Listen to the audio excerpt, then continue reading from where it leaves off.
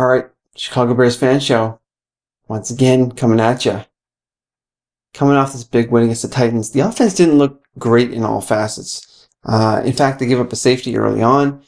The line was still shaky, and I'm very worried about this line going into the game against the Texans. However, there was a really, really bright light this week. That is the continuing combination and chemistry being felt between Jay Cutler and Brandon Marshall, B-Marsh. These two definitely have a vibe that is special. It's special on the Bears. It's special in the NFL. And when a receiver and quarterback have that, it can definitely take the stats and the important plays they put in to another level. So when facing the Texans, who are going to be a team that's going to be very, very tough next week, it's important that they're running on all cylinders. And I want to show you what happened last week where they made some critical plays that really solidified the win. Here we go. All right, coming to scrimmage for the Bears now. This is after getting possession off of a turnover, I believe, in the red zone. Here's Marshall lined up in the slot on this play. And what he's going to do is look to run a little post pattern here to the back corner. It's not a hard post. It's almost midway between a post and an out to that side. And as the play progresses, there's going to be a little pressure on Cutler. Not that surprising. But he's going to do something that we know he's got the skill to do, and that's evade pressure, because he does have athletic feet, as I like to say. Here he is, steps up in the pocket, and who's he going to find? His favorite target in the back of the end zone here. Marshall, making a nice play going up for the grab. When you're that big a body in the end zone, you can see two undersized corners trying to stop him. It's just not a battle that's going to be winnable too often for the defense.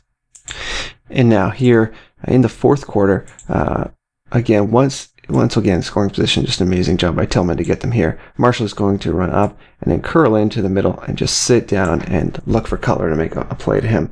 Cutler is going to do a good job seeing Marshall all the way through, but not giving it away because obviously there's not enough coverage here to stop the play from happening. So as we run it forward, Marshall curls right in the middle, backs in to the goal line, and there's nobody near him. It's amazing to me that he can have just a big amount of room where nobody's feet are near him. This is the number one receiver on the team, and he's already caught one touchdown pass by this point. So I'm a little surprised that he's not more well guarded at this point. Hauls it in. Guess who's happy? All right, so you saw there exactly the power of where 1 + 1 equals more than 2 in this case of Cutler and Marshall coming together. And that's going to be very vital to the Bears winning next week against the Texans, because when you think about their defense, J.J. Watt and their entire front seven that Wade Phillips has playing at a very high level, in spite of the fact they lost Brian Cushing, it almost doesn't matter as much as you would think, because they've got so many good players. They've got good players at all parts of their defense, and they have high motor type defense that Wade Phillips has got playing as one of the very top defenses, not only in the AFC but in the NFL in general. And if the Bears are going to beat them this week, they can't just win it with a run game. They've got an extraordinary run defense, the Texans. Okay, extraordinary run defense. So they're going to have to look to the pass, and the Bears' number one weapon is Brandon Marshall. And that chemistry that they have together between Cutler and Marshall can be the difference, I believe.